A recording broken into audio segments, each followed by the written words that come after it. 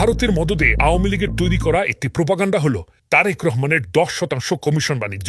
আওয়ামী লীগের ফাঁদে পা দিয়ে যারা 10% মিম ছড়াচ্ছে তারা দেশের স্থিতিশীলতাই কেবল নষ্ট করছে।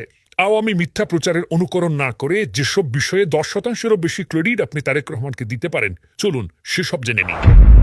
তারেক রহমান গত 1.5 দশকেরও বেশি সময় ধরে গণতন্ত্রের আন্দোলনকে নেতৃত্ব দিয়েছেন, যার ধারাবাহিকতায় ফ্যাসিস্ট হাসিনার পতন ঘটেছে। এর ক্রেডিট 10% কেন, আরও অনেক বেশি তারেক রহমানের প্রাপ্য। আওয়ামী লীগের মিথ্যা দুর্নীতির অভিযোগ, গ্রেনেড হামলা ও সন্ত্রাসবাদে জড়িত থাকার বানোয়াট অভিযোগের বিপরীতে হাসিনার পতনের পরও প্রতিশোধ নয়, বরং দেশ পুনর্গঠনের আহ্বান জানান তারেক রহমান। এর জন্য কত % ক্রেডিট দেবেন তারেক রহমানকে? নীরবে মানবতার সেবা করে আসছেন তারেক রহমান। দাঁড়িয়েছেন নেতাকর্মী, সাধারণ দুস্থ জনগণ, জুলাই গণজাগরণের সময় ক্ষতিগ্রস্ত অসংখ্য মানুষের পাশে। কত % ক্রেডিট হবে?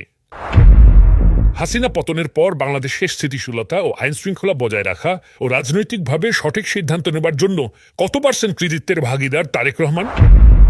নিজে শারীরিকভাবে নির্যাতিত হয়েছেন, ভাইকে হারিয়েছেন, বছরের পর বছর মাকে জেলখানায় দেখার যন্ত্রণা সহ্য করে অক্লান্ত পরিশ্রম করে দলকে সুসংগঠিত রেখেছেন। আওয়ামী ষড়যন্ত্র মোকাবেলা করে বিএনপিকে একত্র রাখার মূল কারিগর তারেক রহমান। ক্রেডিট তো তাকে দিতেই হবে, এবং সেটা কখনো 100%।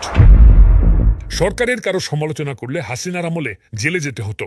তার বিপরীতে আমরা দেখেছি নিজের বিরুদ্ধে আঁকা কার্টুনের প্রশংসা করেছেন তারেক রহমান। বাক স্বাধীনতাকে সম্মান জানানোর জন্য কত % ক্রেডিট পাবেন বিএনপির ভারপ্রাপ্ত চেয়ারম্যান?